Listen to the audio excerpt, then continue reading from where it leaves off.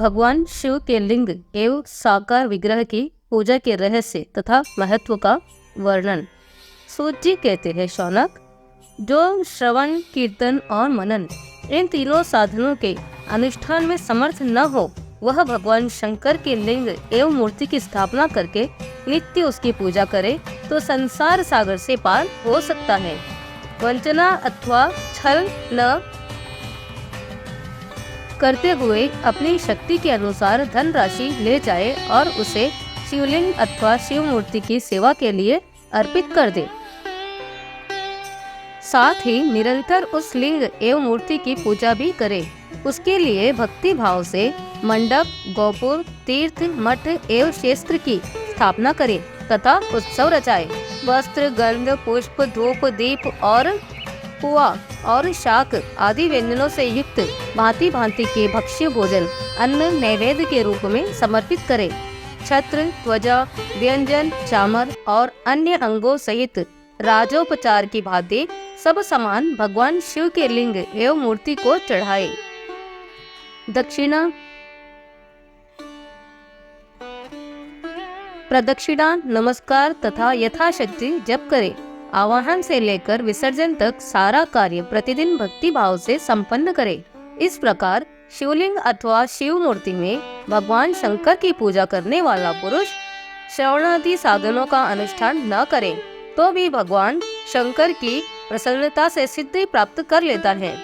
पहले के बहुत से महात्मा पुरुष लिंग तथा शिव मूर्ति की पूजा करने मात्र से भव बंधन से मुक्त हो चुके हैं। ऋषियों ने पूछा, मूर्ति में ही सर्वस्त्र देवताओं की पूजा होती है, लिंग में नहीं, परंतु भगवान शिव की पूजा सब जगह मूर्ति में और लिंग में ही क्यों की जाती है? सूत जी ने कहा, मुनीश्वरों, तुम्हारा यह प्रश्न तो बड़ा ही पवित्र और अत्यंत अद्भुत है। इस विषय में महादेव जी की ही वक्ता हो सकते हैं। दूसरा कोई पुरुष कभी और कहीं भी इसका प्रतिपादन नहीं कर सकता। इस प्रश्न के समाधान के लिए भगवान शिव ने जो कुछ कहा है, मैंने गुरुजियों के मुख से जिससे सुना है उसी तरह क्रमशः वर्णन करूंगा।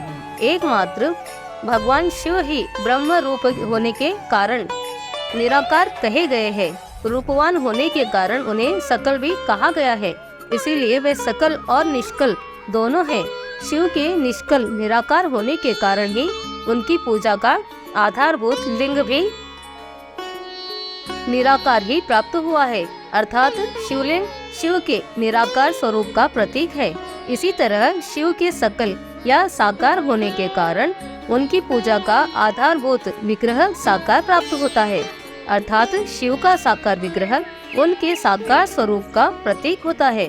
सकल और अकल, समस्त अंग आकार रहित साकार और अंग आकार सर्वथा रहित निराकार रूप होने से ही वह ब्रह्मा शब्द से कहे जाने वाले परमात्मा है। यही कारण है कि सब लोग लिंग और मूर्ति दोनों में ही सदा भगवान शिव की पूजा करते हैं। शिव से भिन्न जो दूसरे देवता हैं, वे साक्षात ब्रह्मा नहीं हैं, इसीलिए कहीं भी उनके लिए निराकार लिंग नहीं उपलब्ध होता। पूर्व काल में बुद्धिमान ब्रह्मपुत्र सनंत कुमार मुनि ने मंदराचल पर नंदीश्वर से इसी प्रकार का प्रश्न किया था। सनंत कुमार बोले, भगवान शिव से भिन्न जो देवता है, उन सब की पूजा के लिए सर्वतः प्राय मूर्ति मात्र ही अधिक संख्या में देखा और सुना जाता है। केवल भगवान शिव ही है पूजा में लिंग और मूर्ति दोनों का उपयोग देखने में आता है। अतः कल्याण में नंदीश्वर, इस विषय में जो तत्व की बात हो उसे मुझे इस प्रकार बताइए जिससे अच्छी तरह से समझ में आ जाए। नंदीश्वर ने कहा, निष्पाप ब्रह्म कुमार, आपके इस प्रश्न का हम जैसे लोगों के द्वारा कोई उत्तर नहीं दिया जा सकता, क्योंकि यह गोपनीय विषय है और लिंग साक्षात ब्रह्मा का प्रतीक है। तथापि आप शिव भक्त है, इसीलिए इस विषय में भगवान शिव ने जो कुछ बताया है उसे ही आपके समक्ष कहता हूँ। भगवान शिव ब्रह्म स्वरूप और निराकार है, इसीलिए उन्हीं की पूजाएं निराकार लिंग का उपयोग होता है। संपूर्ण वेदों का यही मत है। सनंत कुमार बोले, महाभाग योगींद्र, आपने भगवान शिव तथा दूसरे देवताओं के पूजन में लिंग और वेग के प्रचार का जो रहस्य विभाग पूर्वक बताया है, यह यथार्थ है। इसीलिए लिंग और वेर की आदि उत्पत्ति का जो उत्तम वृत्तांत है, उसी को मैं इस समय सुनना चाहता हूँ। लिंग के प्राकट्य का रहस्य सूचित करने वाला प्रसंग मुझे सुनाइए। इसमें उत्तर देने में नंदीश्वर ने भगवान महादेव के निष्फल स्वरूप लिंग के आविर्भाव का प्रसंग सुनाना प्रारंभ किया। उन्होंने ब्रह्मा तथा विष्णु के विवाद, देवताओं की व्याकुलता एवं चिंता, देवताओं का दिव्य कैलाश शिखर पर गमन, उनके द्वारा चंद्रशेखर महादेव का स्वप्न, देवताओं से प्रेरित हुए महादेव जी का ब्रह्मा और विष्णु के विवाद स्थल में आगमन तथा दोनों के बीच में निष्फल तथा अंत रहित भीषण अग्निस्तंभ के रूप में उसका आविर्भाव आदि प्रसंगों की कथा कही। तदंतर श्री ब्रह्मा और विष्णु दोनों के द्वारा उस ज्योतिर्मय स्तंभ की ऊंचाई और गहराई का थाह लेने की चेष्टा एवं केतकी पुष्प के श्राप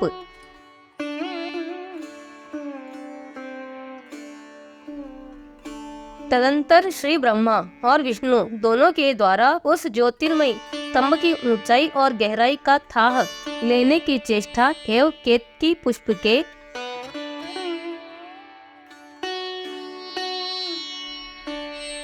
पांच से ले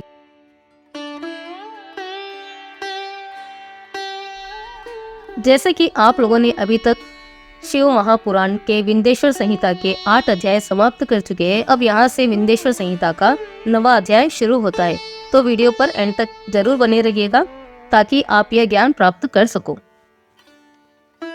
महेश्वर का ब्रह्मा और विष्णु को अपने निष्फल और सकल स्वरूप का परिचय देते हुए लिंग पूजन का महत्व बताना। नंदीश्वर कहते हैं, तदंतर वे दोनों ब्रह्मा और विष्णु भगवान शंकर को प्रणाम करके दोनों हाथ जोड़कर उनके दाएं बाएं भाग में चुपचाप खड़े हो गए। फिर उन्होंने वहां साक्षात प्रकट पूजनीय महादेव जी को श्रेष्ठ आसन पर स्थापित करके पवित्र पुरुष वस्तुओं द्वारा उनका पूजन किया। दीर्घ काल तक अविकृत भाव से स्वस्थिर रहने वाली वस्तुओं को पुरुष वस्तु कहते हैं और अल्प काल तक ही टिकने वाले क्षण भंगुर वस्तुएं प्रकृत वस्तुएं कहलाती है। इस तरह वस्तु के ये दो भेद जानने चाहिए। किन पुरुष वस्तुओं से उन्होंने भगवान शिव का पूजन किया, यह बताया जाता है। हार, नुपुर, केयूर, किरीट, मणिमय, कुमंडल, यज्ञोपवीत, उत्तरीय वस्त्र, पुष्पमाला, रेशमी वस्त्र, हार, मुद्रिका, पुष्प, तांबुल, कपूर, चंदन एवं अगुर का अनुलेप, धूप, दीप, श्वेत छत्र, व्यंजन, ध्वजा, चावल तथा अनन्याय दिव्य उपहारों द्वारा जिनका वैभव वाणी और मन की पहुंच से परे था, जो केवल पशुपति परमात्मा के ही योग्य थे और जिन्हें पशु कदापि नहीं पा सकते थे, उन दोनों के अपने स्वामी महेश्वर का पूजन किया। सबसे पहले वहां ब्रह्मा और विष्णु ने भगवान शंकर की पूजा की। इससे प्रसन्न हो भक्ति पूर्वक भगवान शिव ने वहां नम्र भाव से खड़े हुए उन दोनों देवताओं से मुस्कुरा कर कहा, महेश्वर बोले, पुत्रों, आज का दिन एक महान दिन है। इसमें तुम्हारे द्वारा जो आज मेरी पूजा हुई है, इससे मैं तुम लोगों पर बहुत प्रसन्न हूँ। इसी कारण यह दिन परम पवित्र और महान से महान होगा। आज की यह तिथि शिवरात्रि के नाम से विख्यात होकर मेरे लिए परम प्रिय होगी। इससे समय पे जो मेरे लिंग निष्फल अंग आकृति से रहित निराकार स्वरूप के प्रतीक फिर सकल साकार रूप के प्रतीक विग्रह की पूजा करेगा, वह पुरुष जगत की सृष्टि और पालन आदि कार्य भी कर सकता है। जो शिवरात्रि को दिन रात निराहार और जितेंद्रिय रहकर अपनी शक्ति के अनुसार निश्चल भाव से मेरी यथोचित पूजा करेगा, उसको मिलने वाले फल का वर्णन सुनो। 1 वर्ष तक निरंतर मेरी पूजा करने पर जो फल मिलता है, वह सारा फल केवल शिवरात्रि को मेरा पूजन करने से मनुष्य तत्काल प्राप्त कर लेता है। जैसे पूर्ण चंद्रमा का उदय समुद्र की वृद्धि का अवसर है, उसी प्रकार यह शिवरात्रि तिथि मेरे धर्म की वृद्धि का समय है। इस तिथि के मेरी स्थापना आदि का मंगलमय उत्सव होना चाहिए। पहले मैं जब ज्योतिर्मय स्तंभ रूप में प्रकट हुआ था, वह समय मार्गशीर्ष मास में आद्रा नक्षत्र से युक्त पूर्णमासी या प्रतिपदा है। जो पुरुष मार्गशीर्ष मास में भाद्रा नक्षत्र होने पर पार्वती सहित मेरा दर्शन करते हैं अथवा मेरी मूर्ति या लिंग की ही झांकी करते हैं, वह मेरे लिए कार्तिकीय से भी अधिक प्रिय है। उस शुभ दिन को मेरे दर्शन मात्र से मेरा पूरा फल प्राप्त होता है। यदि दर्शन के साथ मेरा पूजन भी किया जाए तो इतना अधिक फल प्राप्त होता है कि उसका वाणी द्वारा वर्णन नहीं हो सकता। वहाँ पर मैं लिंग के रूप में प्रकट होकर बहुत बड़ा हो गया हूँ। अतः उस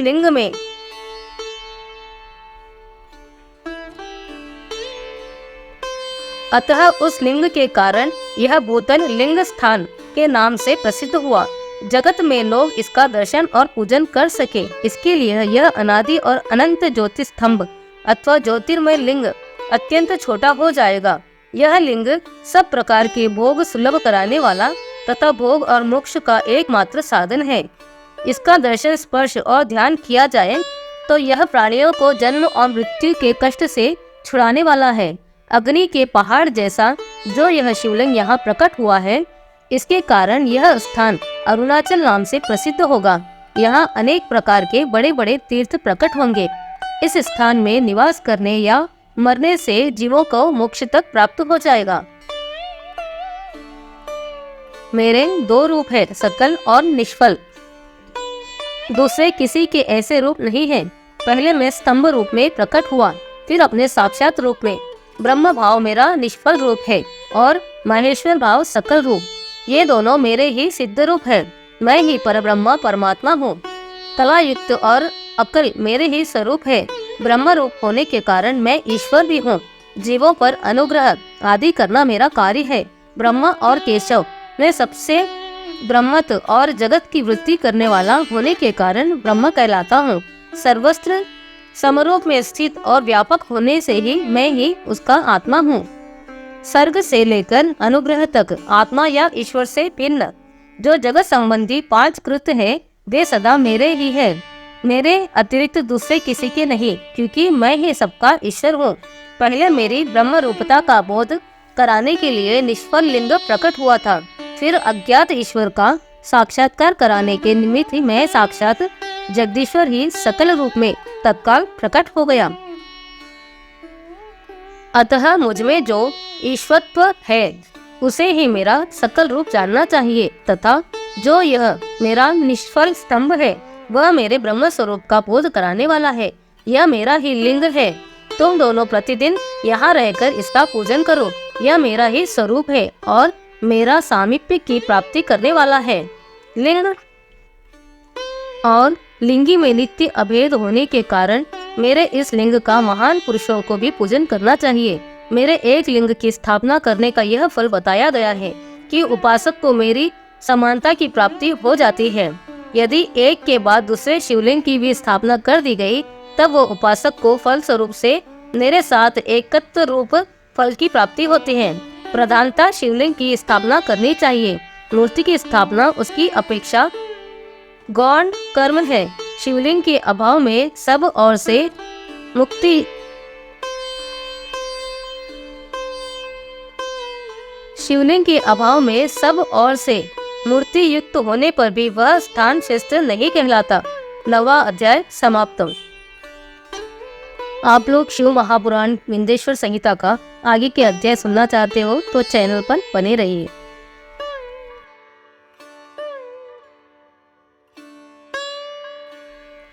तो चलिए आगे बढ़ते हैं पवित्र पुराण शिव महापुराण विंध्येश्वर संहिता के 10वें अध्याय की ओर। जैसे कि आप लोगों ने अभी तक 9 अध्याय सुन लिए हैं। अगर आप लोगों ने नहीं सुने हैं तो आप लोग इस चैनल पर 9 अध्याय डाले हैं, आप जाकर सुन सकते हो। तो चलिए शुरुआत करते हैं 10वें अध्याय की। 5 कृत्यों का प्रतिपादन, प्रणव एवं पंचाक्षर मंत्र की महत्ता, ब्रह्मा विष्णु द्वारा भगवान शिव की स्तुति तथा उनका अंतर्ध्यान। ब्रह्मा और विष्णु ने पूछा, प्रभु सृष्टि आदि 5 कृत्यों के लक्षण क्या है, यह हम दोनों को बताइए। भगवान शिव बोले, मेरे कर्तव्य को समझना अत्यंत गहन है, तथापि मैं कृपा पूर्वक तुम्हें उनके विषय में बता रहा हूँ। ब्रह्मा और अच्युत, सृष्टि, पालन, संहार, तिरोभाव और अनुग्रह, ये 5 ही मेरे जगत संबंधी कार्य है जो नित्य सिद्ध है। संसार की रचना का जो आरंभ है उसी को सर्ग या सृष्टि कहते हैं। मुझसे पालित होकर सृष्टि का स्वस्थिर रूप से रहना ही उसकी स्थिति है। उसका विनाशी संहार है। प्राणों के उत्कर्ण को तिरोभाव कहते हैं। प्राणों के उत्क्रमणों को तिरोभाव कहते हैं। इन सबसे छुटकारा मिल जाना ही मेरा अनुग्रह है। इस प्रकार मेरे 5 कृत्य है। सृष्टि आदि जो 4 कृत्य है वे संसार का विस्तार करने वाले हैं। 5वां कृत्य अनुग्रह मोक्ष का हेतु है। वह सदा मुझसे ही अचल भाव में स्थिर रहता है। मेरे भक्तजन इन 5 कृत्यों को 5 भूतों में देखते हैं। सृष्टि भूतल में स्थित, जल में संहार, अग्नि में तिरोभाव, वायु में और अनुग्रह आकाश में स्थित है। पृथ्वी से सबकी सृष्टि होती है। जल से सबकी वृद्धि एवं जीवन रक्षा होती है। आग सबको जला देती है। वायु सबको एक स्थान से दूसरे स्थान को ले जाती है और आकाश सबको अनुग्रहित करता है। विद्वान पुरुषों को यह विषय इसी रूप में जानना चाहिए। इन 5 कृत्यों का भारवहन करने के लिए मेरे 5 मुख है। 4 दिशाओं में 4 मुख है और इनके बीच में 5वां मुख है। पुत्रों, तुम दोनों ने तपस्या करके प्रसन्न हुए मुझ परमेश्वर से सृष्टि और स्थिति नामक 2 कृत्य प्राप्त किए हैं। ये दोनों तुम्हें बहुत प्रिय है। इसी प्रकार मेरी विभूति स्वरूप रुद्र और महेश्वर में 2 अन्य उत्तम कृत्य संहार और तिरोभाव मुझसे प्राप्त किए हैं, परंतु अनुग्रह नामक कृत्य दूसरा कोई नहीं पा सकता। रुद्र एवं महेश्वर अपने कर्म को भूले नहीं हैं, इसीलिए मैंने उनके लिए अपनी समानता प्रदान की है। वे रूप, वेश, कृत्य, वाहन, आसन और आयुष आदि में मेरे समान ही हैं। मैंने पूर्व काल में अपने स्वरूप भूत मंत्र का उपदेश किया है, जो ओंकार के रूप में प्रसिद्ध है। वह महामंगलकारी मंत्र है। सबसे पहले मेरे मुख से ओम प्रकट हुआ, जो मेरे स्वरूप का बोध कराने वाला है। ओंकार वाचक है और मैं वाच्य हूँ। यह मंत्र मेरा स्वरूप ही है। प्रतिदिन ओंकार का निरंतर स्मरण करने से मेरा ही सदा मेरे उत्तरवर्ती मुख से अकार का, पश्चिम मुख से उकार का, दक्षिण मुख से मकार का, पूर्ववर्ती मुख से बिंदु का तथा मध्यवर्ती मुख से नाद का प्राकट्य हुआ। इस प्रकार 5 अवयवों से युक्त ओंकार का विस्तार हुआ है। इन सभी अवयवों से एकीभूत होकर वह प्रणव ओम नामक एक अक्षर हो गया। यह नाम रूपात्मक सारा जगत तथा वेद उत्पन्न स्त्री पुरुष वर्ग रूप दोनों कुल इस प्रणव से मंत्र से व्याप्त है। यह मंत्र शिव और शक्ति दोनों का बोधक है। इसी के पंचाक्षर मंत्र की उत्पत्ति हुई है। जो मेरे सकल रूप का बोध है वह अकारादि क्रम से और मकारादि क्रम से क्रमशः प्रकाश में आया है। ओम नमः शिवाय यह पंचाक्षर मंत्र है। इस पंचाक्षर मंत्र से मातृ का वर्ण प्रकट हुआ है। जो 5 भेद वाले हैं उसी में शिर मंत्र सहित त्रिपदा गायत्री का प्राकट्य हुआ है। उस गायत्री से संपूर्ण वेद प्रकट हुए हैं और उन वेदों से करोड़ों मंत्र निकले हैं। उन मंत्रों से भिन्न भिन्न कार्यों की सिद्धि होती है, परंतु इस प्रणव एवं पंचाक्षर से संपूर्ण मनोरथ की सिद्धि होती है। इस मंत्र समुदाय से भोगों और मोक्ष दोनों सिद्ध होते हैं। मेरे सकल स्वरूप से संबंध रखने वाले सभी मंत्र राज साक्षात भोग प्रदान करने वाले और शुभ कारक मोक्षप्रद है।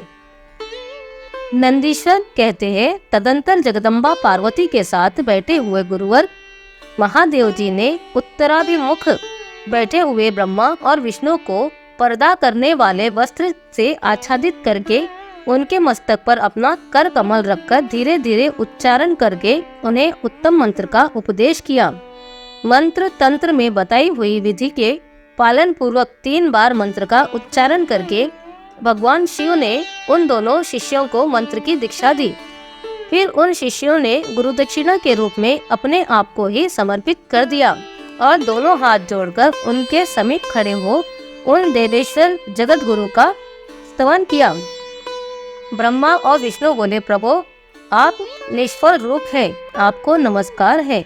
आप निष्फल तेज से प्रकाशित होते हैं, आपको नमस्कार है। आप सबके स्वामी हैं, आपको नमस्कार है।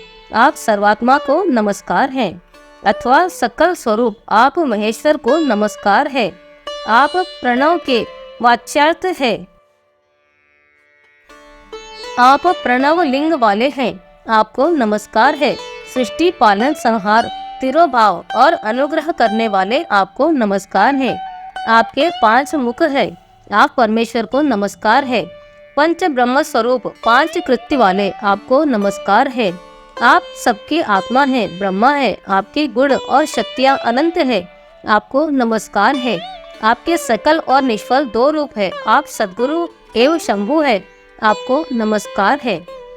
इन पद्मों द्वारा अपने गुरु महेश्वर की स्तुति करके विष्णु और ब्रह्मा ने उनके चरणों में प्रणाम किया। महेश्वर बोले, आद्रा नक्षत्र से युक्त चतुर्दशी को प्रणव का जप किया जाए तो वह अक्षय फल देने वाला होता है। सूर्य की संक्रांति से युक्त महा आद्रा नक्षत्र में एक बार किया हुआ प्रणय जप कोटि गुणे जप का फल देता है। मृगशिरा नक्षत्र का अंतिम भाग एवं पुनर्वसु का आदि भाग पूजा, होम और तर्पण आदि के लिए सदा आद्रा के समान ही होता है। यह जानना चाहिए। मेरा या मेरे लिंग का दर्शन प्रभात काल में ही, प्रातः और संगम मध्य काल की पूर्व काल में करना चाहिए। मेरे दर्शन पूजन के लिए चतुर्दशी तिथि निषिद्ध व्यापिनी अथवा प्रदोष व्यापिनी लेनी चाहिए, क्योंकि परवर्तनी तिथि से संयुक्त चतुर्दशी की ही प्रशंसा की जाती है। पूजा करने वालों के लिए मेरी मूर्ति तथा लिंग दोनों समान है। फिर भी मूर्ति की अपेक्षा लिंग का स्थान ऊंचा है। इसीलिए मुमुक्षु पुरुषों को चाहिए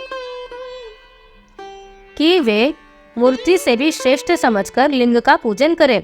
लिंग का ओम आकार मंत्र से और वेर का पंचाक्षर मंत्र से पूजन करना चाहिए। शिवलिंग की स्थापना करके अथवा दूसरों से भी स्थापना करवाकर उत्तम द्रव्य में उपचार से पूजा करनी चाहिए। इससे मेरा पद सुलभ हो जाता है। इस प्रकार उन दोनों शिष्यों को उपदेश देकर भगवान शिव वहीं अंतर्ध्यान हो गए। 10वां अध्याय समाप्त। 10वें अध्याय में भगवान ब्रह्मा और विष्णु इनका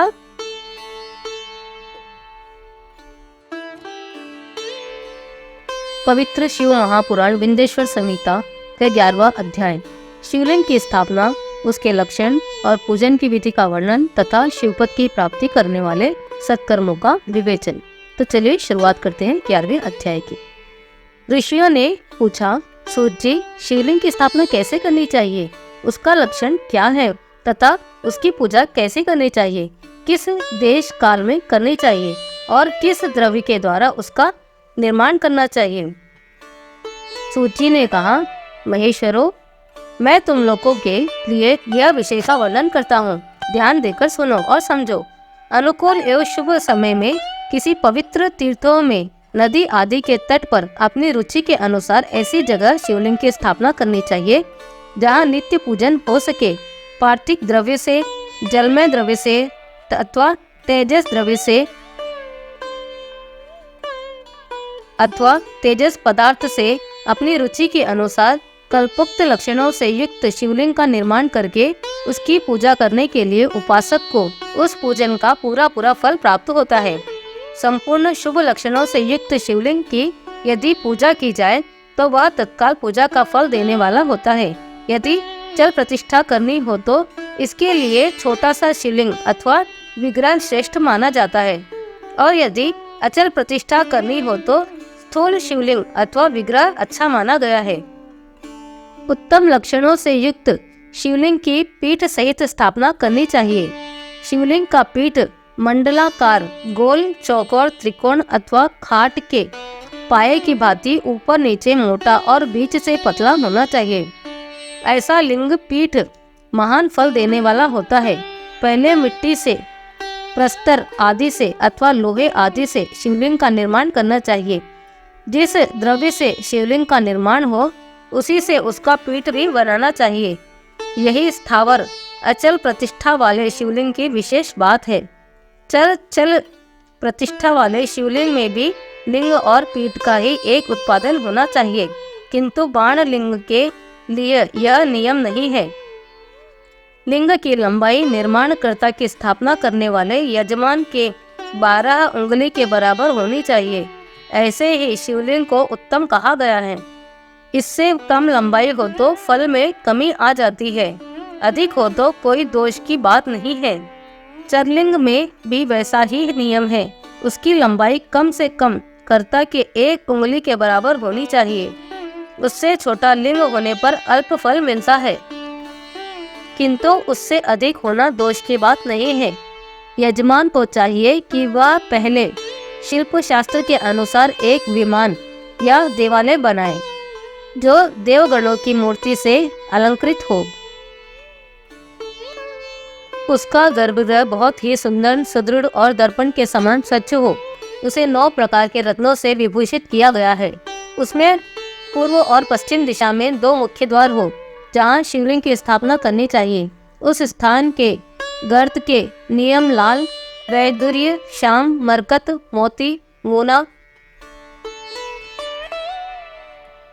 मूंगा, गोमेद और हीरा, इन 9 रत्नों को तथा अन्य महत्वपूर्ण द्रव्यों को वैदिक मंत्रों के साथ छोड़े। सद्योजात आदि 5 वैदिक मंत्रों द्वारा शिवलिंग का 5 स्थानों में क्रमशः पूजन करके अग्नि में हविष्य की अनेक आहुतियां दे और परिवार सहित मेरा पूजा करके गुरु स्वरूप आचार्यों को धन से तथा भाई बंधुओं को मनचाही वस्तुओं से संतुष्ट करे। याचकों को जड़, स्वर्ण, ग्रह एवं भू संपत्ति तथा चेतन गौ आदि वैभव प्रदान करे। स्थावर जंगम सभी जीवों को यत्न पूर्वक संतुष्टि करके एक गड्ढे में स्वर्ण तथा 9 प्रकार के रत्न भरकर सद्योजातिक वैदिक मंत्रों का उच्चारण करके परम कल्याणकारी महादेव जी का ध्यान करे। तत्पश्चात नाद घोष से युक्त महामंत्र ओम का उच्चारण करके उक्त गड्ढे में शिवलिंग की स्थापना करके उसे पीठ से संयुक्त करे। इस प्रकार पीठ युक्त लिंग की स्थापना करके उसे नित्य लेप से जोड़कर स्थिर करे। इसी प्रकार वह परम सुंदर वेग भी स्थापित करनी चाहिए। सारांश यह है कि भूमि संस्कार आदि की सारी विधि जैसी लिंग प्रतिष्ठा के लिए कही गई है वैसे ही करनी चाहिए। अंतर इतना ही है कि लिंग प्रतिष्ठा के लिए प्रणव मंत्र के उच्चारण का विधान है, परंतु वेर की प्रतिष्ठा पंचाक्षर मंत्र से करनी चाहिए। जहाँ लिंग की प्रतिष्ठा हुई है वहाँ भी उत्सव के लिए बाहर सवारी निकालने ने आदि मूर्ति को बाहर से भी लिया जा सकता है। उसे गुरुजनों से ग्रहण करें। ब्रह्मा वेर वही लेने योग्य है जो साधु पुरुषों द्वारा पूजित हो। इस प्रकार लिंग में और वेर में भी की हुई महादेव जी की पूजा शिवपद प्रदान करने वाली होती है। यथावर और जंगम के भेद से लिंग की भी 2 प्रकार का कहा गया है। वृक्ष लता आदि को स्थावर लिंग कहते हैं और कृमि कीट आदि को जंगम लिंग। स्थावर लिंग की सींचने आदि के द्वारा सेवा करनी चाहिए और जंगम लिंग की आहार एवं जल आदि देकर तृप्त करना चाहिए। उस स्थावर जंगम जीवों को सुख पहुंचाने से अनुरक्त होने वाले भगवान शिव का पूजन है, ऐसा विद्वान पुरुष मानते हैं। शंकर के प्रतीक मानकर उसका पूजन करना चाहिए। इस तरह महालिंग की स्थापना करके विविध उपचारों द्वारा उसका पूजन करें। अपनी शक्ति के अनुसार नित्य पूजा करनी चाहिए और देवालय के पास ध्वजारोपण आदि करना चाहिए। शिवलिंग साक्षात शिव का पद प्रदान करने वाला है अथवा 4 लिंग के षोडशोपचार द्वारा यथोचित रीति से क्रमशः पूजन करें। यह पूजन भी शिव पद प्रदान करने वाला है। आवाहन, आसन, अर्घ्य, पाद्य, पाद्यांग, आचमन, अभ्यंग पूर्वक स्नान, वस्त्र और यज्ञोपवीत गंध, पुष्प, धूप, दीप, नैवेद्य, तांबूल, समर्पण, निराजन, नमस्कार और विसर्जन, यह 16 उपचार है। अथवा अर्घ लेकर नैवेद्य तक विधिवत पूजन करें। अभिषेक, नैवेद्य, नमस्कार और तर्पण, ये सब यथाशक्ति नित्य है। इस तरह किया हुआ शिव का पूजन शिवपद की प्राप्ति कराने वाला है। अथवा किसी मनुष्य के द्वारा स्थापित लिंग में, ऋषियों द्वारा स्थापित लिंग में, देवताओं द्वारा स्थापित शिवलिंग में अपने आप प्रकट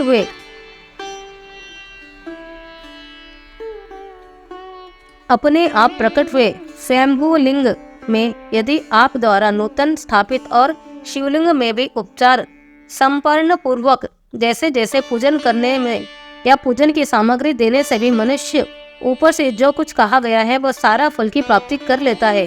क्रमशः परिक्रमा और नमस्कार करने से भी शिवलिंग शिवपद की प्राप्ति करने वाला होता है।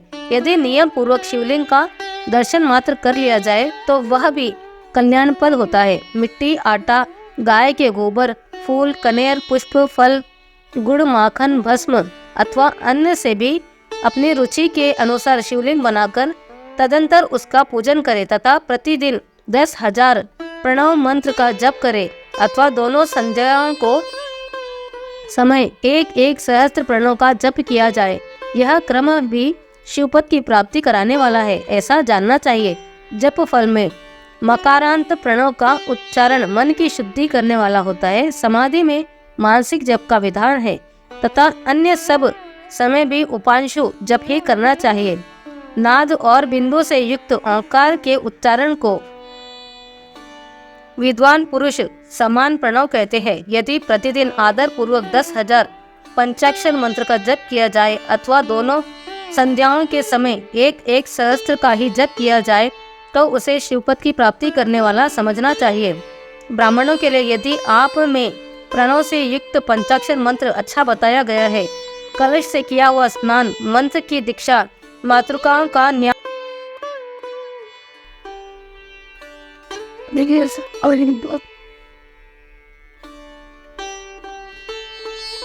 स्त्रियों के लिए भी कहीं कहीं विधि पूर्वक नमोन्त उच्चारण ही विधान है, अर्थात वे भी नमः शिवाय का जप करें।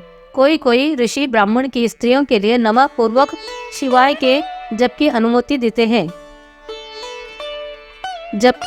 देते हैं, अर्थात वे नमः शिवाय का जप करें। पंचाक्षर मंत्र का 5 करोड़ जप करके मनुष्य भगवान शिव सदा शिव के समान हो जाता है। 1, 2, 3 अथवा 4 करोड़ का जप करने से क्रमशः ब्रह्मा, विष्णु, रुद्र तथा महेश्वर का पद प्राप्त होता है, अर्थात मंत्र में जितने अक्षर है उसका पृथक पृथक 1-1 लाख जप करे अथवा समस्त अक्षरों का एक साथ ही जितने अक्षर हो उतने लाख जप करे। इस तरह के जप को शिवपद की प्राप्ति करने वाला समझना चाहिए। यदि 1000 दिन में प्रतिदिन 1 सहस्त्र जप के क्रम से पंचाक्षर मंत्र का 10 लाख जप का पूजन किया जाए और प्रतिदिन ब्राह्मण भोजन कराया जाए तो इस मंत्र से अभिष्ट कार्य की सिद्धि होने लगती है। ब्राह्मण को चाहिए कि वह प्रतिदिन प्रातःकाल 1008 बार गायत्री मंत्र का जप करे। ऐसा होने पर गायत्री क्रमशः शिव का पद प्रदान करने वाली होती है। वेद मंत्रों और वैदिक सूक्तों का भी नियम पूर्वक जप करना चाहिए। वेदों का पारायण भी शिवपद की प्राप्ति करने वाला है, ऐसा जानना चाहिए। अनन्यान्य जो बहुत से मंत्र है उनका भी जितने अक्षर हो उतने इस प्रकार जो यथाशक्ति जप करता है वह क्रमशः शिव पद प्राप्त कर लेता है। अपनी रुचि के अनुसार किसी एक मंत्र को अपना कर मृत्यु पर्यंत प्रतिदिन उसका जप करना चाहिए अथवा ओम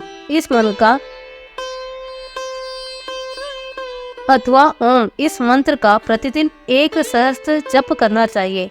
ऐसा करने से भगवान शिव की आज्ञा से संपूर्ण मनोरथ की सिद्धि होती है। जो मनुष्य भगवान शिव के लिए फुलवाड़ी या बगीचे आदि लगवाते हैं तथा शिव के सेवा कार्य के लिए मंदिर में झाड़ने, बुहारने आदि की व्यवस्था करते हैं, वह इस पुण्य कर्म को करके शिवपद प्राप्त कर लेते हैं। भगवान शिव के जो काशी आदि क्षेत्र है उसमें भक्ति पूर्वक नित्य निवास करते हैं। वह जड़ चेतन सभी को भोग और मोक्ष देने वाला होता है। अतः विद्वान पुरुष को भगवान शिव के क्षेत्र में आमरण निवास करना चाहिए। पुण्य क्षेत्र में स्थित बावड़ी, कुआं और पोखरे आदि का शिव गंगा समझना चाहिए। भगवान शिव का ऐसा ही वचन है, वहाँ स्नान, दान और जप करके मनुष्य भगवान शिव को प्राप्त कर लेता है। अतः मृत्यु पर्यंत शिव के क्षेत्र का आश्रय लेकर रहना चाहिए। जो शिव के क्षेत्र में अपने किसी मृत संबंधी का दाह, दशाह, मासिक श्राद्ध, संपिंडीकरण अथवा वार्षिक श्राद्ध करता है अथवा कभी भी शिव के क्षेत्र में अपने पितरों को पिंड देता है, वह तत्काल सब पापों से मुक्त हो जाते हैं और अंत में शिवपद पाता है। अथवा शिव के क्षेत्र में 7, 5, 3 या 1 ही रात निवास कर ले। ऐसा करने से भी क्रमशः शिव पद की प्राप्ति होती है। लोक में अपने अपने वर्ण के अनुरूप सदाचार का पालन करने से भी मनुष्य शिवपद को प्राप्त कर लेता है। वर्णानुकूल आचरण से तथा भक्ति भाव से वह अपने सत्कर्म का अतिशय फल पाता है। कामना पूर्वक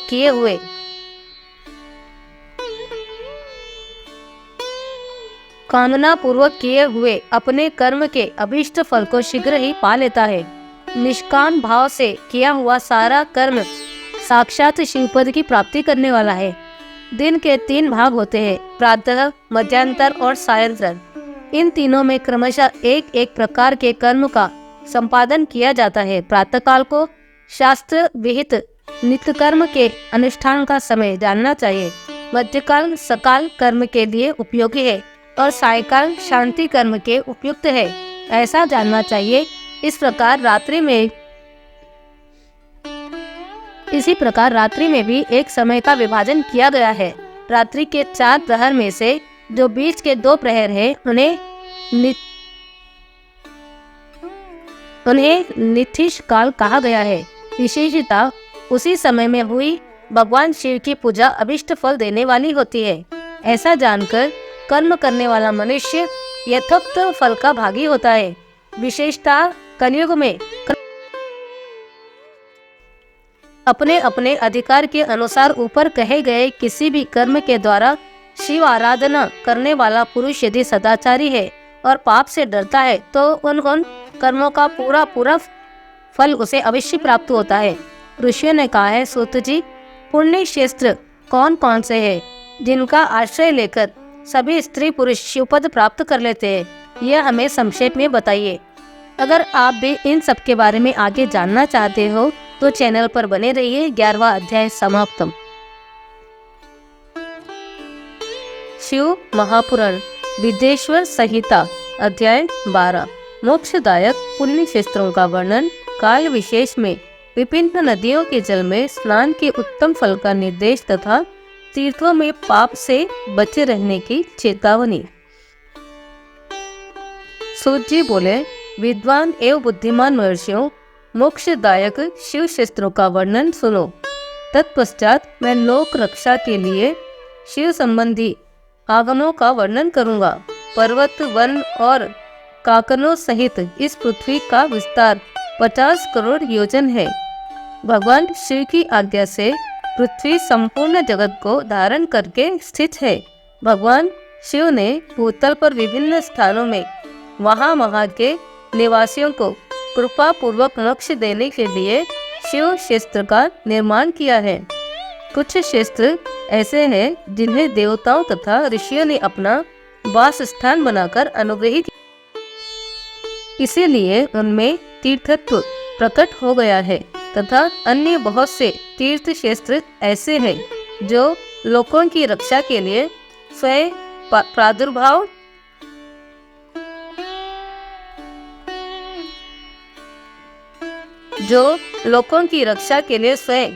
प्रादुर्भूत हुए हैं। तीर्थ और क्षेत्र में जाने पर मनुष्यों को सदा स्नान, दान और जप आदि करना चाहिए, अन्यथा वह रोग, दरिद्रता तथा मुक्ता आदि दोषों का भागी होता है। जो मनुष्य इस भारतवर्ष के भीतर मृत्यु को प्राप्त होता है, वह अपने पुण्य के फल से ब्रह्मलोक में वास करके पुण्य क्षय के पश्चात पुनः मनुष्य योनि में ही जन्म लेता है। ब्राह्मणों, पुण्य क्षेत्र में पाप कर्म किया जाए तो वह और भी दृढ़ हो जाता है। अतः पुण्य क्षेत्र में निवास करते समय सूक्ष्म से सूक्ष्म अथवा थोड़ा सा भी पाप न करे। सिंधु और शतद्रु नदी के तट पर बहुत से पुण्य क्षेत्र हैं। सरस्वती नदी परम पवित्र और 60 मुख वाली कही गई है, अर्थात उसकी 60 धाराएं हैं। विद्वान पुरुष सरस्वती के उन धाराओं के तट पर निवास करे तो वह क्रमशः ब्रह्म पद को पा लेता है। हिमालय पर्वत से निकली हुई पुण्य सलीला गंगा 100 मुखों वाली नदी है। उसके तट पर काशी, प्रयाग आदि अनेक पुण्य क्षेत्र हैं। वहाँ मकर राशि के सूर्य होने पर गंगा की तटभूमि पहले से भी अधिक प्रशस्त एवं पुण्यदायक हो जाती है। सोनभद्र नदी की 10 धाराएं हैं। वह बृहस्पति के मकर राशि में आने पर अत्यंत पवित्र तथा अभिष्ट फल देने वाला हो जाता है। उस समय वहां स्नान और उपवास करने से विनायक पद की प्राप्ति होती है। पुण्य सलीला नदी नर्मदा के 24 मुख हैं। उसमें स्नान तथा उसके तट पर निवास करने से मनुष्य को वैष्णव पद की प्राप्ति होती है। तमसा के 12 और रेवा के 10 मुख हैं। परम पुण्यमयी गोदावरी के 21 मुख बताए गए हैं। वह ब्रह्म हत्या तथा गोवध के पाप का भी नाश करने वाली ये रुद्र लोक देने वाली है। कृष्णवेणी नदी का जल बड़ा पवित्र है। कृष्णवेणी नदी का जल बड़ा पवित्र है। वह नदी समस्त पापों का नाश करने वाली है। उसके 18 मुख बताए गए हैं तथा वह शिवलोक प्रदान करने वाली है। तुंगभद्रा के 10 मुख और ब्रह्मलोक देने वाली पुण्य सलीला स्वर्ण मुखरी के 9 मुख कहे गए हैं। ब्रह्मलोक के लौटे हुए जीव उसी के तट पर जन्म लेते हैं। सरस्वती नदी, पंपा सरोवर, कन्याकुमारी, अंतरिक्ष तथा शुभकारक श्वेत नदी वे सब पुण्य क्षेत्र हैं। इनके तट पर निवास करने से इंद्रलोक की प्राप्ति होती है। सहस्त्र पर्वत से निकली हुई महानदी कावेरी परम पुण्यमयी है। उसके 27 मुख बताए गए हैं। वह संपूर्ण अभिष्ट वस्तुओं को देने वाली है। उसके तट स्वर्गलोक की प्राप्ति करने वाले हैं तथा ब्रह्मा और विष्णु का पद देने वाले हैं। कावेरी के जो तट शैव क्षेत्र के अंतर्गत है वे अभिष्ट फल देने के साथ साथ शिवलोक प्रदान करने वाले हैं।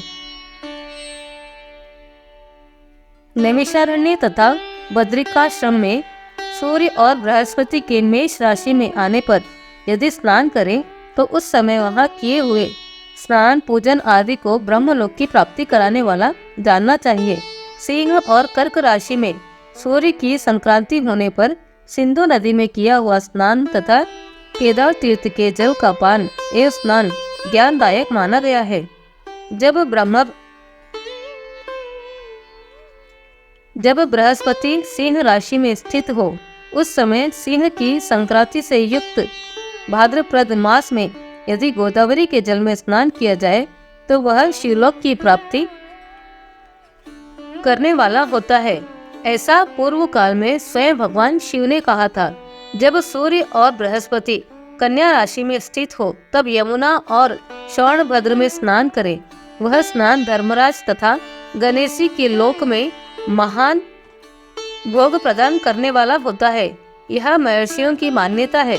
जब सूर्य और बृहस्पति तुला राशि में स्थित हो उस समय कावेरी नदी में स्नान करें। वह स्नान भगवान विष्णु के वचन की महिमा से संपूर्ण अभिष्ट वस्तुओं को देने वाला माना गया है। जब सूर्य और बृहस्पति वृश्चिक राशि पर आ जाए तब मार्गशीर्ष के महीने में नर्मदा में स्नान करने से श्री विष्णु लोक की प्राप्ति हो सकती है। सूर्य और बृहस्पति के धन राशि में स्थित होने पर स्वर्णमुखरी नदी में किया हुआ स्नान शिवलोक प्रदान करने वाला होता है। जैसे कि ब्रह्मा जी का वचन है, जब सूर्य और बृहस्पति मकर राशि में स्थित हो उस समय माघ मास में गंगा जी के जल में स्नान करना चाहिए। ब्रह्मा जी का कथन है कि वह स्नान शिवलोक की प्राप्ति कराने वाला होता है। शिवलोक के पश्चात ब्रह्मा और विष्णु के स्थान में सुख भोगने पर अंत में मनुष्य को ज्ञान की प्राप्ति हो जाती है। माघ मास में तथा सूर्य के कुंभ राशि में स्थित होने पर फाल्गुन मास में गंगा जी के तट पर किया हुआ श्राद्ध, पिंडदान अथवा तिलोदक दान पिता और नाना दोनों कुलों के पितरों की अनेकों पीढ़ियों का उद्धार करने वाला माना गया है। सूर्य और बृहस्पति जब मीन राशि में स्थित हो तब कृष्णवेणी नदी में किए गए स्नान की ऋषियों ने प्रशंसा की है। उन महीनों में पूर्वोत्तर तीर्थों में किया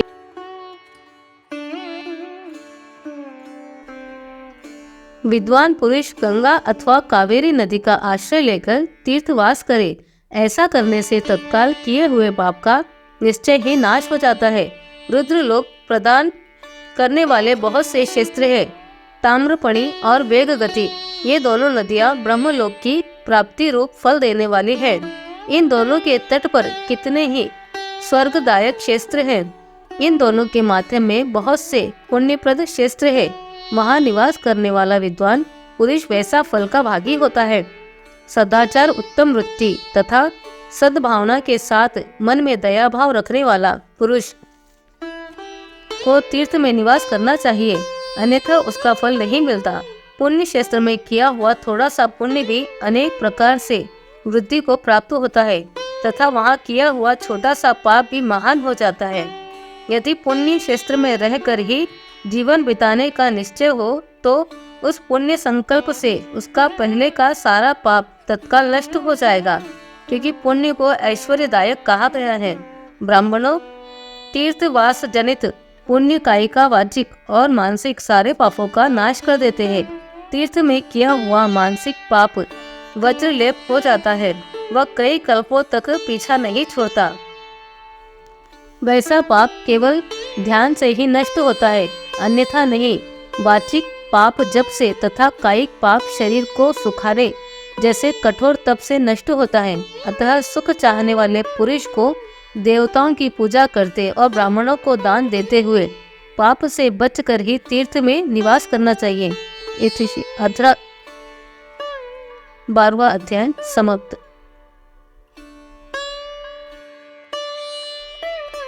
शिव महापुराण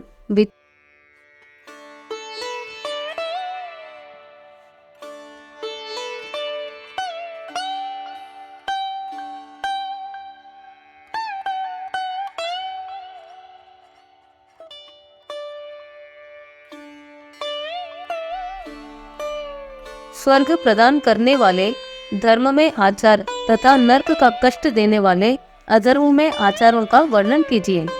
सूत जी बोले, सदाचार का पालन करने वाला विद्वान ब्राह्मण ही वास्तव में ब्राह्मण नाम धारण करने का अधिकारी है, जो केवल वेदोक्त आचार का पालन करने वाला एवं वेद का अभ्यासी है। उस ब्राह्मण की विप्र संज्ञा होती है। सदाचार, वेदाचार तथा विद्या, इनमें से एक एक गुण से ही युक्त होने पर उसे द्विज कहते हैं, जिसमें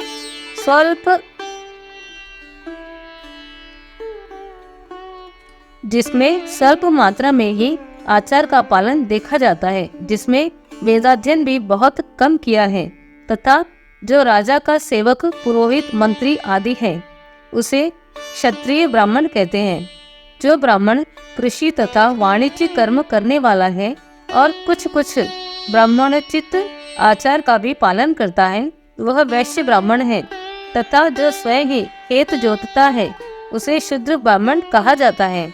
जो दूसरों के दोष देखने वाला और परद्रोही है, उसे चांडाल द्विज कहते हैं।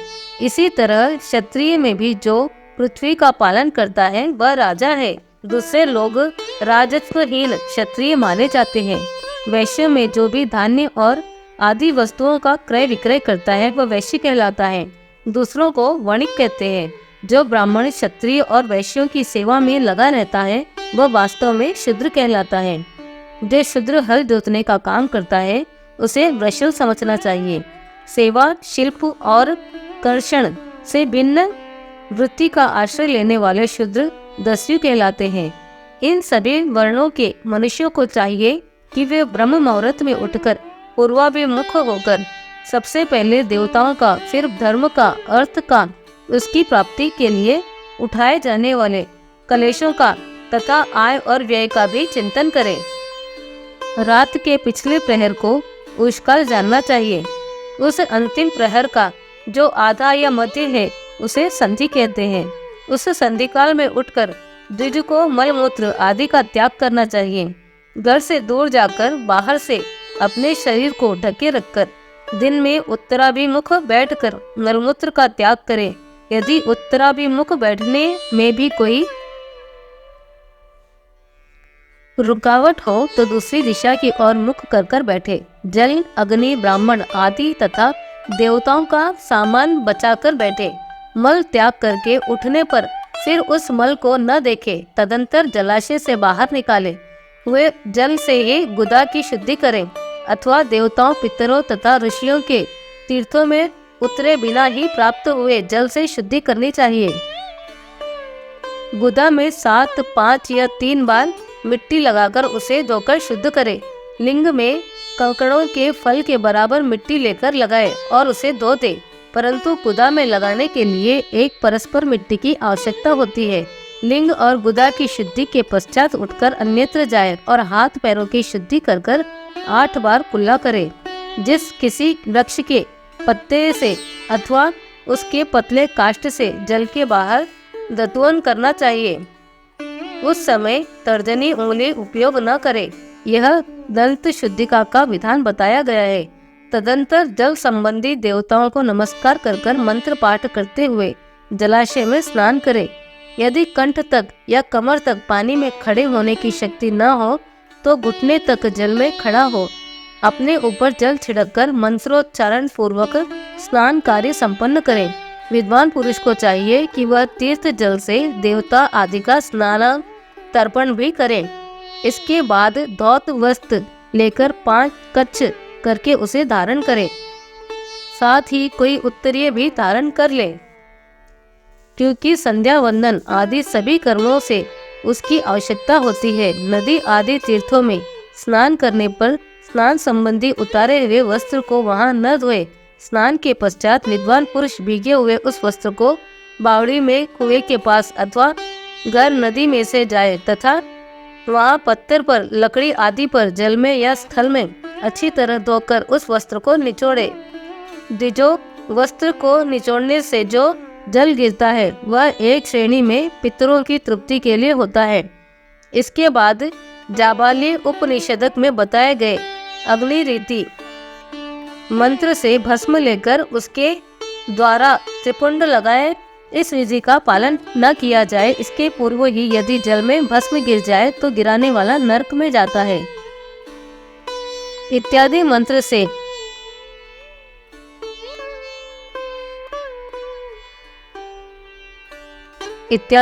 से पाप शांति के लिए सिर पर जल छिड़के तथा यत्स्य श्राय इस मंत्र को पढ़कर पैर पर जल छिड़के। इसे संधि प्रोक्षण कहते हैं। आपो इष्ठा इत्यादि मंत्र में 3 ऋचाएं हैं तथा प्रत्येक ऋचा से गायत्री छंद के 3-3 चरण हैं। इनमें से प्रथम ऋचा के 3 चरणों का पाठ करते हुए क्रमशः पैर, मस्तक और हृदय में जल छिड़के। दूसरी ऋचा के 3 चरणों को पढ़कर क्रमशः मस्तक, हृदय और पैर में जल छिड़के तथा तीनों ऋचा के 3 चरणों का पाठ करते हुए क्रमशः हृदय, पैर और मस्तक का जल से प्रोक्षण करें। इसे विद्वान पुरुष मंत्र स्नान मानते हैं। किसी अपवित्र वस्तु से किंचित स्पर्श हो जाने पर, अपना स्वास्थ्य ठीक न होने पर, राजा और राष्ट्र पर भय उपस्थित होने पर तथा यात्रा काल में जल की उपलब्धि न होने की व्यवस्था आ जाने पर मंत्र स्नान करना चाहिए। प्रातः काल सूर्यश्च मां मयुष्य इत्यादि सूर्यानुवाक से तथा सायंकाल अग्निश्च मां मयुनिश्च इत्यादि अग्नि संबंधी अनुवाक से जल का आचमन करके पुनः जल से अपने अंगों का प्रोक्षण करें। मध्यांतर काल में भी आप पुनन्तु इस मंत्र से आचमन करके पूर्ववत प्रोक्षण या मार्जन करना चाहिए। प्रातः काल की संध्योपासना। प्रातः काल की संध्योपासना में गायत्री मंत्र का जप करके 3 बार ऊपर की ओर सूर्योदय को अर्घ देना चाहिए। ब्राह्मणों मध्य काल में गायत्री मंत्र के उच्चारण पूर्वक सूर्य को एक ही अर्घ देना चाहिए। फिर सायंकाल आने पर पश्चिम की ओर मुख कर बैठ जाए और पृथ्वी पर ही सूर्य के लिए अर्घ दे। प्रातः काल और मध्य काल में अंजलि में अर्ध जल लेकर उंगली की ओर से सूर्योदय के लिए अर्घ दें। फिर उंगलियों के छिद्र से ढलते हुए सूर्य को देखें और उनके लिए सर्वदा प्रदक्षिणा करके शुद्ध आचमन करें। सायंकाल में सूर्यास्त से 2 घड़ी पहले की हुई संध्या निष्फल होती है, क्योंकि वह साय संध्या का समय नहीं है। ठीक समय पर संध्या करनी चाहिए, ऐसी शास्त्र की आज्ञा है। यदि संध्योपासना किए बिना दिन बीत जाए तो प्रत्येक समय के लिए क्रमशः प्रायश्चित करना चाहिए। यदि एक दिन बीते तो प्रत्येक बीते हुए संध्या काल के लिए नित्य नियम के अतिरिक्त 100 गायत्री मंत्र का अधिक से अधिक जप करें। यदि नित्य कर्म के लुप्त हुए 10 दिन से अधिक बीत जाए तो उसके प्रायश्चित रूप में 1,00,000 गायत्री का जप करना चाहिए। यदि 1 मास तक नित्य कर्म छूट जाए तो पुनः अपना उपनयन संस्कार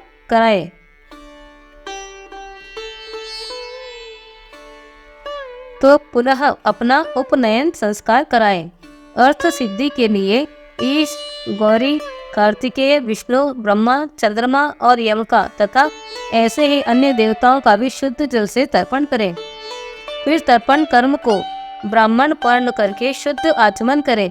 तीर्थ के दक्षिण प्रसक्त मठ में, मंत्रालय में, देवालय में, घर में अथवा अन्य किसी नियत स्थान में आसन पर स्थिरता पूर्वक बैठकर विद्वान पुरुष अपनी बुद्धि को स्थिर करे और संपूर्ण देवताओं को नमस्कार कर कर पहले प्रणव का जप करने के पश्चात गायत्री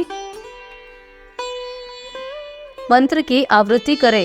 प्रणव में अ, उ और म इन तीनों अक्षरों से जीव और ब्रह्मा की एकता का प्रतिपादन होता है। इस बात को जानकर प्रणव ओम का जप करना चाहिए। जप काल में यह भावना करनी चाहिए कि हम तीनों लोकों की सृष्टि करने वाले ब्रह्मा, पालन करने वाले विष्णु तथा संहार करने वाले रुद्र की, जो स्वयं प्रकाश चिंतन में है, उपासना करते हैं। यह ब्रह्म स्वरूप ओंकार हमारी कर्मेंद्रियों और ज्ञानेंद्रियों की वृत्तियों को, मन की वृत्तियों को तथा बुद्धि वृत्तियों को सदा भोग और मोक्ष प्रदान करने वाले धर्म एवं ज्ञान की ओर प्रेरित करते हैं।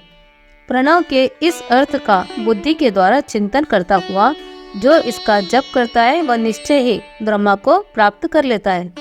अथवा अर्थानुसंधान के बिना भी प्रणव का नित्य जप करना चाहिए। इससे ब्राह्मण तत्व की पूर्ति होती है। ब्राह्मण तत्व की पूर्ति के लिए श्रेष्ठ ब्राह्मण को प्रतिदिन प्रातःकाल 1 सहस्त्र गायत्री मंत्र का जप करना चाहिए। मध्यांतर काल में 100 बार और सायकाल में 28 बार जप की विधि है। अन्य वर्ण के लोगों को अर्थात क्षत्रिय और वैश्य को तीनों संध्याओं में समय यथा साध्य गायत्री मंत्र का जप करना चाहिए। शरीर के भीतर मूलाधार, स्वादिष्टान, मणिपुर, अनाहत, आज्ञा, सहस्त्रार ये 6 चक्र है। इसमें मूलाधार से लेकर सहस्त्रार तक 6 स्थानों में क्रमशः विदेश्वर, ब्रह्मा, विष्णु, ईश, जीवात्मा और परमेश्वर स्थित है। इन सब में ब्रह्म बुद्धि करके इनकी एकता का निश्चय करे और वह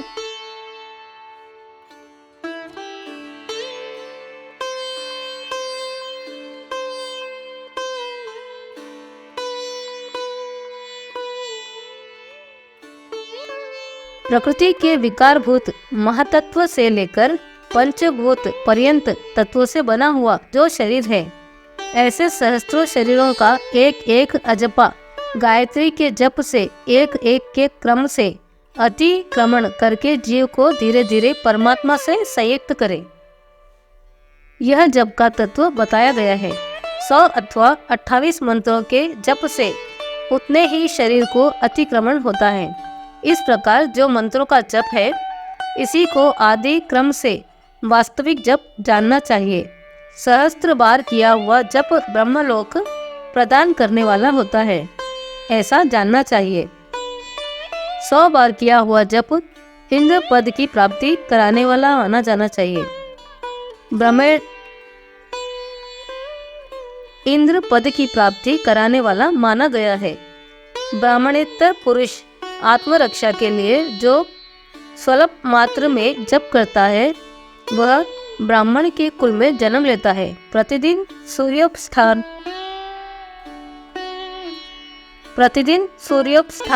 करके उपयुक्त रूप से जाप का अनुष्ठान करना चाहिए।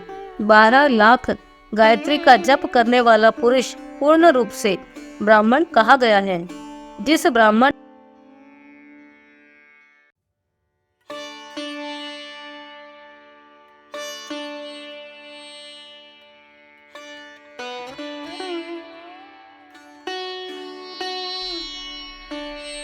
70 वर्ष की अवस्था तक नियम पालन पूर्वक कार्य करे। इसके बाद ग्रह त्याग कर संन्यास ले ले। परिवाजक या सन्यासी पुरुष नित्य प्रातःकाल 12,000 प्रणव का जप करे। यदि एक दिन इस नियम का उल्लंघन हो जाए तो दूसरे दिन उसके बदले में उतना मंत्र और अधिक जप करना चाहिए और सदा इस प्रकार जप को चलाने का प्रयत्न करना चाहिए। यदि क्रमशः 1 मास आदि का उल्लंघन हो गया तो 1.5 लाख जप करके उसका प्रायश्चित करना चाहिए। इससे अधिक समय तक नियम का उल्लंघन हो जाए तो पुनः नए सिरे से गुरु से नियम ग्रहण करें। ऐसा करने से दोषों की शांति होती है, अन्यथा वह रौरव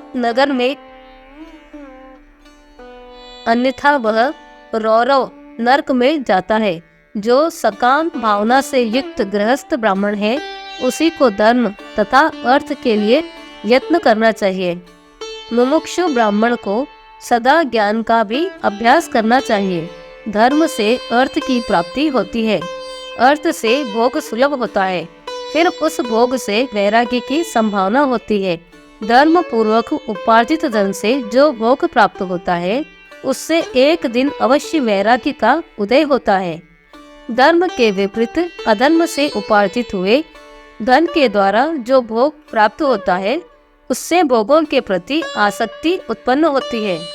मनुष्य धर्म से धन पाता है, तपस्या से उसे दिव्य रूप की प्राप्ति होती है। कामनाओं का त्याग करने वाला पुरुष के अनंतकरण की शुद्धि होती है, उस शुद्धि के ज्ञान का उदय होता है, इससे संशय नहीं है। सतयुग आदि में तपों को ही प्रशस्त कहा गया है, किंतु कलयुग में द्रव्य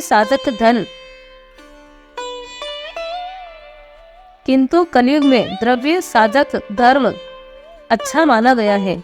सतयुग में ध्यान से, त्रेता में तपस्या से और द्वापर में यज्ञ करने से ज्ञान की सिद्धि होती है, परंतु कलयुग में प्रतिमा की पूजा से ज्ञान लाभ होता है। अधर्म हिंसा रूप है और धर्म सुख रूप है। अधर्म से मनुष्य दुख पाता है और धर्म से वह सुख और अभ्युदय का भागी होता है। दुराचार से दुख प्राप्त होता है और सदाचार से सुख। अतः भोग और मोक्ष की सिद्धि के लिए धर्म का उपार्जन करना चाहिए, जिससे घर में कम से कम 4 मनुष्य हो। ऐसा कुटुंबी ब्राह्मण को जो 100 वर्ष के लिए जीविका देता है उसके लिए वह दान ब्रह्मलोक की प्राप्ति कराने वाला होता है। 1 सहस्त्र चंद्रायण व्रत का अनुष्ठान ब्रह्मलोकदायक माना गया है। जो क्षत्रिय 1 सहस्त्र कुटुंब को जीविका और आवास देता है उसका वह कर्म इंद्रलोक की प्राप्ति कराने वाला होता है। 10,000 कुटुंबों को दिया हुआ आश्रय दान ब्रह्मलोक को प्रदान करता है। दाता पुरुष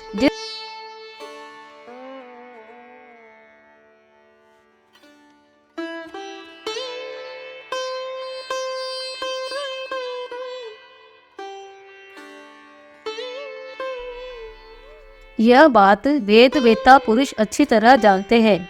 धनहीन पुरुष सदा तपस्या का उपार्जन करे, क्योंकि तपस्या और तीर्थ सेवन से अक्षय सुख पाकर मनुष्य उसका उपभोग करता है।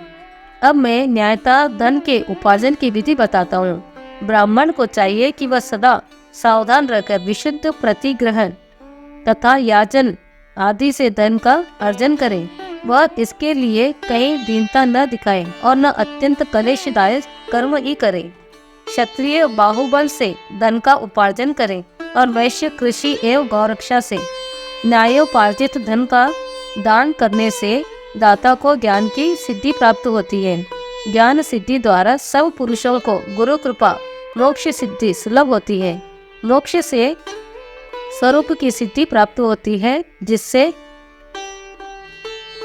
मुक्त पुरुष परमानंद का अनुभव करता है। गृहस्थ पुरुष को चाहिए कि वह धन धान्य सभी वस्तुओं का दान करे। वह तृषा निवृत्ति के लिए जल तथा क्षुधा रूपी रोग की शांति के लिए सदा अन्न का दान करे। खेत धान्य, कच्चा अन्न तथा भक्ष्य भोज्य और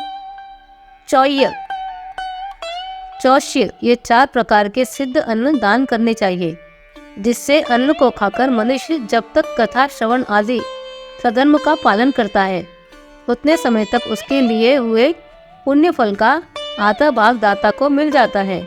इसमें संशय नहीं है।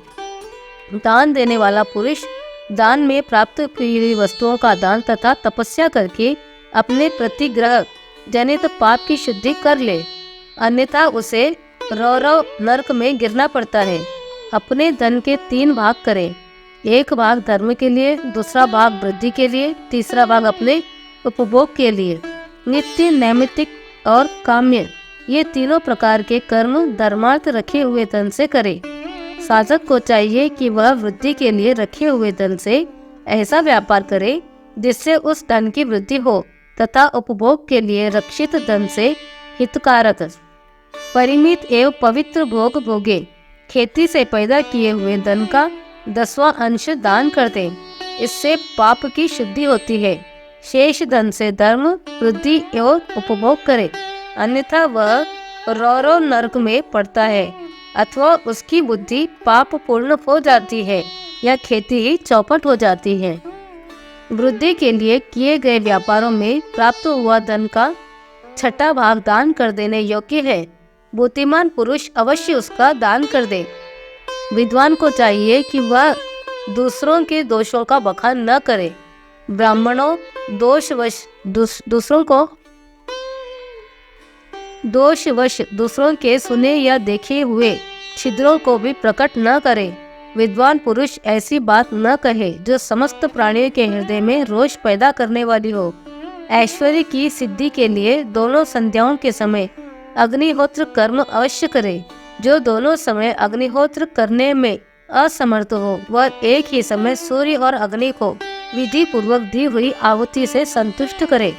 चावल, धान्य, घी, फल, कंद और हविष्य इनके द्वारा विधि पूर्वक थाली पाक बनाए गए तथा यथोचित रीति से सूर्य और अग्नि को अर्पित करे। यदि हविष्य का अभाव हो तो प्रधान होम मात्र करे। यदि सुरक्षित रहने वाली अग्नि को विद्वान पुरुष अजस्त्र की संज्ञा देता है अथवा संध्या काल में जप मात्र या सूर्य की वंदना मात्र कर ले, आत्मज्ञान की इच्छा वाले तथा धनार्थी पुरुष को भी इस प्रकार विधिवत उपासना करनी चाहिए। जो सदा ब्रह्म यज्ञ में तत्पर होते हैं, देवताओं की पूजा में लगे रहते हैं, नित्य अग्नि पूजा एवं गुरु पूजा में